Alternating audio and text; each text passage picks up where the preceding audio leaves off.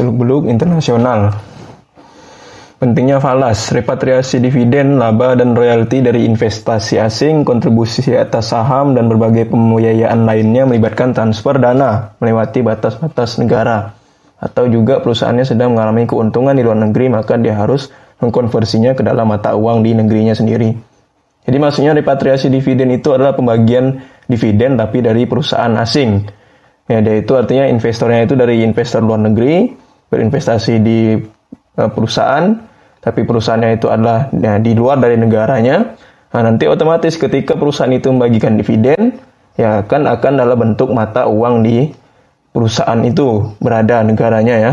Kalau misalnya di Jepang ya berarti dalam bentuk yen. Nah, kemudian ketika dibagikan ada investor Indonesia di situ, berarti otomatis harus konversi dari yen ke rupiah kan. Nah, itu repatriasi dividen ya, pembagian dividen yang ada di perusahaan luar negeri ya. Nah, investasi di investornya itu di negeri sendiri, tapi yang berinvestasi di negara lain. Laba dan royalti dari investasi asing. Nah, ini juga ya kurang lebih lah ya. Jadi pembagian dividen, pembagian laba atau royalti dari investasi asing. Cuman pembagian laba royalti ini ya biasanya untuk perusahaan menengah ke bawah, atau mungkin ada imbal jasa di situ ya. Ya, kontribusi atas saham atau berbagai pembiayaan lainnya melibatkan transfer dana melewati batas-batas negara. Ya, jadi kalau misalnya perusahaan itu lagi untung ketika dibagikan, ya dia pasti akan mempertimbangkan investornya itu, pasti yang akan lebih didahulukan itu adalah yang investor di dalam negeri. Kalau investor di luar negeri, ya pasti akan lebih lama. Kenapa ya? Karena itu tadi kan dia harus mengkonversi keuntungannya itu dalam bentuk mata uang di negara lain. Terus juga dia akan memperhatikan pada saat kapan dia itu tanggal pengumuman, pada saat kapan dia tanggal pembagian, kemudian pada saat kapan akan dikonversi kurs itu. Nah, bisa jadi pada saat tanggal pengumuman, bisa jadi pada saat tanggal pembagian. Nah, itu berarti tergantung dari kesepakatan para pemegang saham yang lain ya. Dan juga kesepakatan dengan pihak manajemen. Ya, kalau misalnya manajemen inginnya pada saat tanggal pengumuman ya berarti harus dicatat pada saat tanggal berapa, kemudian harus dicatat juga berapa sih kurs yang berlaku pada saat itu. Ada dua jenis transaksi falas. Spot, transaksi falas yang biasanya selesai maksimal 2 hari kerja. Pembayaran mata uang dan pengiriman mata uang lain terdiri dari cash, selesai di hari yang sama. Tom, itu hari berikutnya, spot itu adalah 2 hari. Nah, transaksi falas itu ya berarti dia maksimal 2 hari. Nah, yang pertama itu adalah cash pada saat hari itu, tom itu hari berikutnya, spot itu adalah 2 hari berikutnya. Kalau forward, pengiriman mata uang dilakukan di tanggal tertentu di masa datang berdasarkan kontrak kesepakatan dari kedua belah pihak. 2 minggu sampai 1 tahun waktunya. Ya, jadi pengiriman uang dilakukan di tanggal tertentu di masa datang berdasarkan kontrak kesepakatan ya. Itu forward. Jadi forward itu ya bisa dibilang ini ya, kontrak yang sudah disepakati sekarang, tapi transaksinya akan dilakukan 2 minggu sampai 1 tahun ke depan. Nah, itulah lebih jelas ya untuk forward. Nah, untuk mengantisipasi kerugian akibat pertukaran falas, biasanya menandatangani kontrak forward, sehingga ketika sudah ditandatangani itu, perusahaan wajib membeli mata uang pada tingkat kurs yang disepakati, tanda melihat kurs pada saat itu. Nah, maksudnya bagaimana? Kalau misalnya forward, kita itu sekarang katakanlah dolar itu 15.000, ternyata sebulan berikutnya itu sudah 17. Berarti yang harus dibayar oleh pihak bank itu adalah yang 15, bukan yang 17. Nah, itulah salah satu keunggulan dari forward. Jadi, kurs yang dipakai itu kurs yang sekarang, karena kontraknya itu sekarang. Jadi, ketika nanti bulan depan itu nilai tukarnya sudah berubah, otomatis akan menggunakan nilai tukar yang sekarang. Ya, karena itulah memang kontrak forward pada saat terjadi kesepakatan, bukan pada saat nanti terjadinya transaksi. Ya, pada saat terjadinya transaksi dengan pada saat terjadinya kesepakatan, nah itu berbeda. Nah, apakah dia tidak ada kerugian atau kelemahan? Pasti ada. Kalau misalnya ternyata sekarang itu dolar 15.000, pada saat nanti atau bulan depan itu ternyata malah 13.000, otomatis bank juga akan diuntungkan di situ, perusahaan akan diuntungkan. Sehingga ya itu akan membuat rugi si investornya kan. Dia harusnya dapat 13, malah harus bayar 15 di situ kan. Nah, jadi ya memang pasti ada untung ruginya lah di sini. Cuman forward itu biasanya kalau misalnya memiliki kecenderungan akan naik ya, mata uang nilai tukar di negara lain tuh akan naik ya, lebih baik pakai forward aja. Tapi kalau misalnya dia itu fluktuasi, ya biasanya tidak disarankan menggunakan forward. Tapi kalau misalnya dia itu ya memiliki kecenderungan akan naik terus, nilai tukar uang asing ya, nilai tukar uang kita terhadap asing itu kecenderungannya naik terus, ya lebih baik pakai forward aja. Ya, biar nanti tidak dirugikan. Struktur pasar falas. Pasar falas dunia menawarkan mekanisme yang dapat menyelesaikan transaksi yang kompleks dan beragam secara efisien dan cepat. Ya, kalau misalnya sekarang apalagi ya, itu sudah didukung oleh teknologi, jadi ya pasti semuanya itu bisa lebih cepat, bisa lebih efisien, terus juga bisa dimanapun. Ya, bahkan sudah bisa di dalam genggaman juga kan. Nah, itu pastinya memerlukan aplikasi dan izin khusus ya untuk melakukan itu. Perantara utama dalam pasar falas ialah bank-bank berdagang falas yang beroperasi di seluruh dunia, terhubung dengan jaringan komunikasi yang canggih, dan dapat menghubungkan bank tersebut dengan semua klien dan bank di seluruh dunia.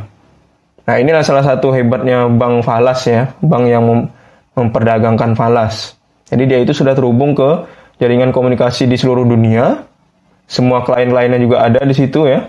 Cuman pasti ada risikonya. Kalau udah seperti ini sudah terintegrasi semua itu ya, keamanan akan jadi hal yang paling penting yang dipertimbangkan di sini ya keamanan. Karena kalau misalnya sudah banyak beberapa data nasabah atau data klien itu yang sudah ya dimanfaatkan oleh para hacker kan, akhirnya ya memang di sinilah salah satu tantangan ketika ini ya perantara di pasar falas dunia. Dan pasar falas dunia ini memang tidak semua bank juga. Kadang-kadang ada beberapa bank yang diberikan izin untuk berdagang falas. Jadi tidak semuanya. Bisa jadi, dan umumnya itu memang bank BUMN. Tapi kalau misalnya banknya itu ya bank-bank biasa ya, bank-bank swasta itu tidak semuanya diberikan izin seperti itu, perdagangan falas. Tidak seperti bursa saham, pialang berbagai bank dalam pasar falas tidak pernah bertemu dan berhadapan secara langsung. Sehingga untuk menghubungkan permintaan dan penawaran falas melalui ya telepon kan. Jadi kalau misalnya struktur pasar falas ini ya dia tidak pernah tatap muka. Jadi dia itu ya bisa dibilang seperti transaksi online gitu kan, tidak pernah ketemu langsung, tidak pernah melihat muka orangnya langsung, tapi dia itu ya permintaan penawarannya pakai telekomunikasi. Pihak yang terlibat dalam pasar falas. Ya, jadi beberapa pihak yang terlibat dalam ini ya pasar falas itu, yang pertama itu individu, berarti untuk kepentingan bisnis atau pribadi ya, seperti ngirim duit ke kerabatnya atau misalnya ke keluarganya atau ke anaknya gitu kan di luar negeri, atau mungkin bayar dan menjual produknya, itu individu. Berarti ya di sini cakupannya udah pasti tidak besar ya, nilai transaksinya juga biasanya tidak besar karena dia untuk kepentingan bisnis saja. Ya, semacam jual barang ekspor atau impor gitulah ya. Ya, tapi dia tidak dalam jumlah yang sangat besar ya, paling dia jumlahnya ya tertentu saja. Nah, kalau misalnya yang ya mengirim uang gitu kan, mungkin seperti lagi kuliah di luar negeri atau mungkin ada keluarga memang di situ ya. Nah, itu akan berbeda lagi, tapi tetap nilai transaksinya biasanya tidak besar. Itu individu. Kalau institusi ya TNC, Transnational Company kan, adalah pelaku utama di pasar falas yang mentransfer sejumlah besar uang melewati batas negara, seperti dana pensiun, asuransi, dan bank investasi. Nah, kalau misalnya institusi itu berarti dia semacam perusahaan finansial ya, atau perusahaan yang bergerak di bidang sektor keuangan. Nah, ini dana pensiun, asuransi kan, atau bank-bank investasi. Nah, kalau misalnya dana pensiun itu ya berarti semacam perusahaan ini ya, perusahaan asuransi juga sebenarnya. Perusahaan asuransi yang sudah merambah di negara lain. Perbankan, salah satu pelaku pasar yang paling aktif, kebanyakan memperoleh laba menggiurkan dari bermain falas karena mampu membaca kondisi pasar, akses terhadap informasinya juga bagus. Ya, kalau perbankan itu udah pastilah ya, udah umum menjadi pihak yang terlibat dalam pasar falas. Nah, kalau misalnya perbankan itu mengambil keuntungannya itu adalah ya setiap transaksi juga kan, jadi setiap transaksi falas ada berapa gitu kan, ketika jual itu berapa nilainya, ketika beli itu nanti berapa nilainya. Nah, disitulah dari selisih-selisih itu ya kalau dijumlah-jumlahkan kan juga lumayan besar untungnya. Apalagi ya bank itu salah satunya adalah informasinya itu yang sudah cukup bagus, ya terus juga penggunaan teknologi yang juga sudah cukup mumpuni, sehingga Ya memang bank itu salah satu yang paling umum, paling aktif. Bank sentral, mereka membeli sejumlah mata uang asing karena ingin mendongkrak cadangan devisa atau menurunkan nilai mata uang domestiknya. Sehingga tujuan utamanya bukan untuk cari untung, namun untuk mempengaruhi nilai mata uangnya sesuai dengan kebutuhan ekonomi negaranya. Nah, kalau misalnya bank sentral itu ternyata ya juga terlibat dalam pasar falas, tapi dia itu gunanya untuk ya ini kan mendongkrak cadangan devisa atau menurunkan nilai mata uang domestik. Jadi kalau dia itu banyak membeli dolar atau banyak membeli mata uang asing, ya tujuannya itu adalah agar mata uang negaranya sendiri itu adalah kecil.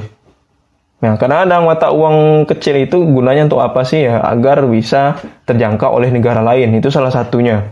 Salah satu taktik yang dilakukan oleh beberapa negara ya agar mata uang dia itu terlihat kecil sehingga ya cukup murah barang-barang dari negara itu. Otomatis dia itu bisa lebih memudahkan dalam penjualan atau pembelian barang-barang impor kan. Spekulan, mereka mendapatkan laba dari fluktuasi drastis yang terjadi di pasar falas dengan cara memborong mata uang bila mereka yakin mata uang tersebut nantinya akan naik. Nah, kalau spekulan ini ya berarti semacam pihak ketiga atau broker atau misalnya individu lepas lah ya. Jadi dia itu melihat ini ya fluktuasi atau keuntungan yang luar biasa dari suatu nilai tukar, suatu mata uang yang dia lihat, terus dia borong banyak, nanti ketika nilainya itu akan naik lagi ya, dia akan mendapatkan untung di situ. Nah, itulah spekulan atau arbiter. Tapi dia di sini pasti memerlukan pemahaman atau kemampuan orang yang memang sudah bisa membaca pasar, sudah bisa membaca ini ya, dunia juga ya, perekonomian dunia, membaca inflasi juga kan ya, pasti ada pertimbangan tertentu juga. Makanya kalau spekulan atau arbiter itu mereka tidak sembarang memborong mata uang juga. Mereka pasti akan melihat berbagai macam pertimbangan. Pialang ini sebenarnya broker ya, pihak yang menghubungkan antara pihak yang membutuhkan dan menawarkan falas di pasar. Sehingga biasanya ada jasa perantara dan dikenakan biaya yang disepakati. Yang menjadi modal dasar pialang adalah penguasaannya terhadap informasi. Namun dia juga harus menjaga kerahasiaan dan beragamnya pelaku pasar. Ya, jadi kalau misalnya pialang itu bisa juga bank ya, bank. Tapi lebih umumnya itu biasanya sebagai perantara di pasar modal. Itu pialang broker ya. Ya. Biasanya antara menghubungkan satu dengan pihak yang lain itu pasti memerlukan ya ada biaya admin lah seperti itu kan. Nah, dari situlah mereka mengambil keuntungannya. Ya, kalau misalnya di sini berarti besar kecilnya itu tergantung dari si brokernya mengenakan biaya admin tadi kan. Ada yang besar, ada yang kecil. Ya, penguasaannya terhadap informasi itu juga yang cukup bagus ya. Menjadi broker itu salah satunya dia cukup bagus dalam menguasai informasi di pasar. Terus dia juga mampu menjaga kerahasiaan. Kenapa dia itu harus menjaga rahasia? Karena kalau misalnya dia itu mengetahui suatu informasi yang rahasia, itu bisa dimanfaatkan oleh broker lain untuk mengambil keuntungan di situ kan. Nah, maka dari itu, ya ketika sudah mendapat informasi yang berharga, ya lebih baik dijaga rahasianya agar nanti tidak dimanfaatkan oleh pihak lain yang mencoba mengambil untung di situ, tapi dengan merugikan orang lain. Nah, apalagi pelaku pasar itu beragam karakteristiknya. Memahami perdagangan falas, apresiasi dan depresiasi. Apresiasi itu adalah kenaikan penurunan suatu mata uang terhadap mata uang lain. Kurs meningkat, maka mata uang domestik mengalami penurunan dan mata uang asing meningkat. Nah, jadi kalau misalnya apresiasi itu adalah kenaikan suatu mata uang. Kalau depresiasi berarti penurunan suatu mata uang terhadap mata uang lain. Kurs meningkat, maka mata uang domestik mengalami penurunan. Mata uang asing meningkat, begitu juga sebaliknya. Jadi apresiasi itu ya semacam, kalau nilai tukar rupiah kita tuh menguat, nah itulah apresiasi. Berarti dia itu naik mata uang kita terhadap mata uang lain. Ya, tapi kalau depresiasi, berarti dia itu turun. Dolar menguat, nah berarti itu depresiasi bagi Indonesia. Tapi kalau misalnya dolar melemah, berarti itu apresiasi bagi Indonesia. Kan begitu, berarti ketika dolar itu melemah, ya rupiah menguat. Berarti kalau rupiah menguat, ya mengalami peningkatan mata uangnya terhadap mata uang dolar. Nah, kalau depresiasi berarti ya terbalik. Depresiasi itu berarti dolar lagi menguat. Ketika dolar menguat, ya otomatis si rupiah itu sedang melemah. Nah, itu ya. Jadi memang kebalikannya lah begitu kan. Bid dan offer. Bid itu adalah kurs beli dan offer adalah kurs jual. Biasanya harus dicantumkan. Selisih antara bid dan offer disebut trading margin. Nah, jadi kalau misalnya bid itu adalah beli, offer itu adalah jual. Ya, offer itu bisa dibilang kayak menawar kan. Menawarkan berarti menjual. Bid itu ya berarti beli.